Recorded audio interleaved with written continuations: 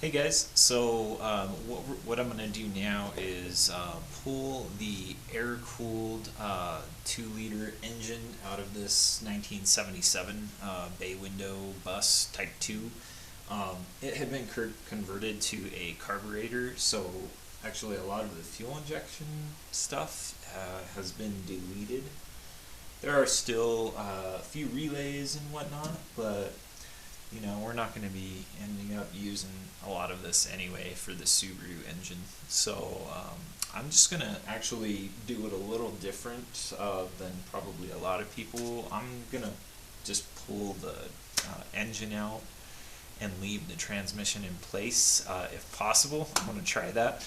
I've always pulled them out together, but I'm going to give it a shot and see if that will save any time. It may be an utter disaster, but we'll see. I may end up pulling them both, but I'm gonna try and see if it saves any time. So the engine is ready to cool. I've disconnected the tin, the cooling tin that goes right here and right here. So that'll hopefully allow me to pull the engine out slightly, and then so to clear the transmission input shaft, and then drop it down without disconnecting the transmission, which would be awesome. So I hope it works. The other things that I've done is I've disconnected all the wiring, all the fuel connections, and any other like the alternator connection, and then the cross member. There are 4 bolts, so 2 on each side, and left 2 of them in, one on this side, one on this side, just until I get all the rigging in place. I've also disconnected the 4 fasteners holding the engine to the transmission. They're 17 millimeter on this, as well as the other Vanagons and buses I've done. So I'm assuming it'll all be the same for you. Anyway, I'm going to pull the engine hoist in, hook up some chains to it, and then try and swing it out and lower it. I have the engine hoist ready to pluck the engine from its resting place, and I'm going to actually try and pull it out just a touch, just to free it up from the transmission, and then drop it straight down onto a platform of some type down here, maybe in the legs. We shall see. Hopefully it goes okay. Here we go.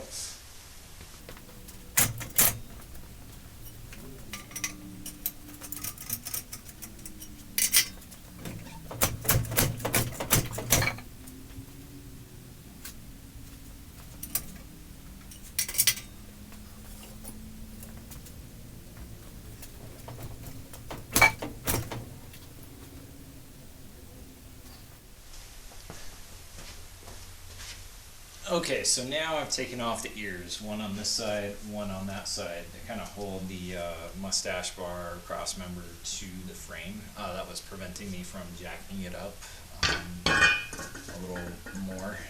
So now the angles are a little more, just a little better for it to come out. It needs to kind of come out almost straight, almost at a slightly upward angle. Okay, I still couldn't get it, so I put a jack underneath, and that helped a lot. Just kind of bringing the engine up. I'm actually maxing out right here on the engine hoist. It's actually interacting with the body, so it's lifting the whole bus up.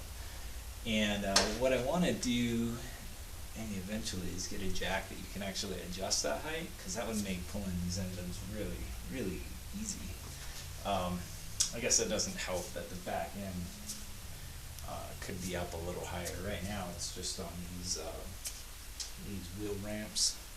I like that a lot because it's really safe, but in this case it should come along nicely now that I have the jack underneath. So I'm going to slowly tug it out and keep an eye on the video.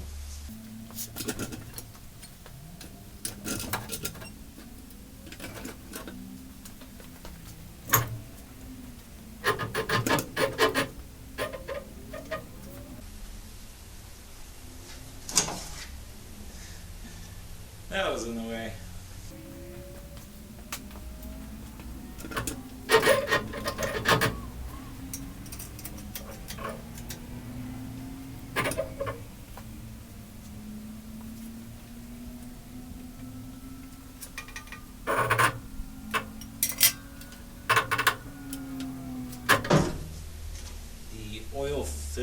is actually contacting the body just a little bit, so I'm slowly working the jack and the engine hoist to kind of clear that. Once that's out, I think it'll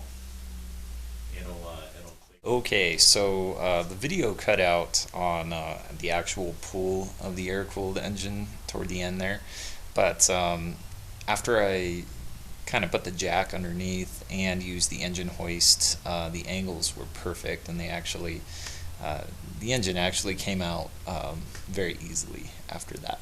So now we have a very suitable engine bay for our Subaru 2.2 liter. I'm going to clean this up and check back in with you once we get the Subaru engine kind of ready to prep.